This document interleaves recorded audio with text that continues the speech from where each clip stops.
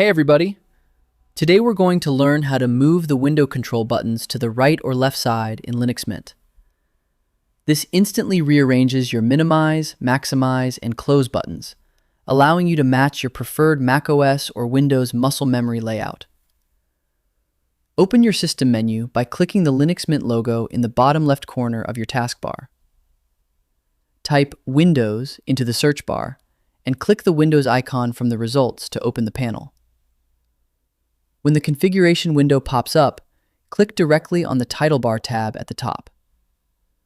Look at the Buttons section and locate the horizontal row labeled Buttons Layout. Click the drop-down menu on the right side of that row. Select Left to instantly snap your buttons to the top left corner, or select Right to position them on the top right. Linux Mint applies these window layout rules globally in real time, the exact millisecond you click your choice. There is no save button needed, so just click the X button at the top corner to close the panel. And that's it. I hope it helps you in your current and future project. Thank you for watching.